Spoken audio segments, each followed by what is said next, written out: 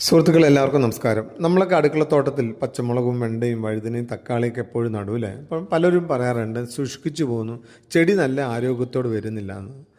തൈ നട്ടാൽ മാത്രം പോരാ, നടുമ്പോൾ നമ്മൾ ചാണകപ്പൊടിയും എല്ലുപൊടിയും വേപ്പുമണ്ണൊക്കെ ഇട്ടിട്ട് നടും. അതിനുശേഷം ചെടി പൂവിടുന്നിടം വരെ കായ്ക്കുന്നിടം വരെ ചെടീന് നല്ല ആരോഗ്യത്തോടെ വന്നാൽ അവരിൽ നിന്ന് നല്ല ഫലം കിട്ടുള്ളൂ. അത് പ്രത്യേകിച്ച് ചെടിയുടെ വളർച്ച ഫസ്റ്റ് സ്റ്റേജിൽ നിന്ന് നൈട്രജൻ വളങ്ങളാണ് കൂടുതലായിട്ട് കൊടുക്കേണ്ടത്. എങ്കിലേ നല്ല പച്ചപ്പോടെ ഇലകൾ വരികയുള്ളൂ, തണ്ടിനൊക്കെ വണ്ണം വെക്കുള്ളൂ.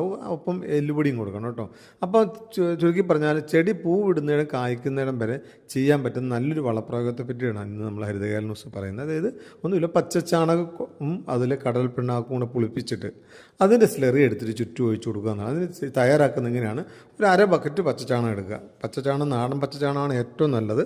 അതിലേക്ക് ഒരു കിലോ കടലപ്പിണ്ണാക്കും 1 കിലോ വേപ്പും പിണ്ണാക്കും ഇട്ടിട്ട് ലേശം വെള്ളം ഒഴിച്ചിട്ട് പുളിക്കാൻ വേണ്ടി വെക്കുക. എന്നിട്ടത് നമ്മളെന്തൊരു 48 മണിക്കൂർ വെച്ചാൽ മതി. 48 മണിക്കൂർ കഴിഞ്ഞാൽ അതിലേക്ക് നമ്മൾ വേനൽക്കാലത്താണെങ്കിൽ ഒരു 20 ഇരട്ടി വെള്ളം ചേർക്കുക. അതിൽ മഴക്കാലത്താണെങ്കിൽ 10 ഇരട്ടി ആയാലും മതി.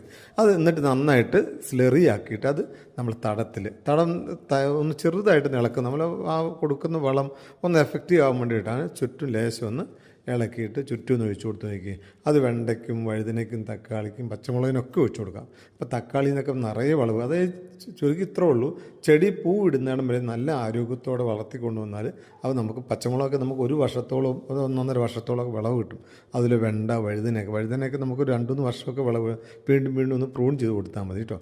അപ്പോൾ തുടക്കത്തിൽ ഈ ഒരു കാര്യങ്ങൾ ചെയ്താൽ നമ്മൾ തീർച്ചയായിട്ടും നാളെ ഈ പച്ചക്കറി ചെടിയിൽ നിന്ന് നല്ല വിളവ് കിട്ടും. ഒന്ന് ശ്രദ്ധിക്കണം.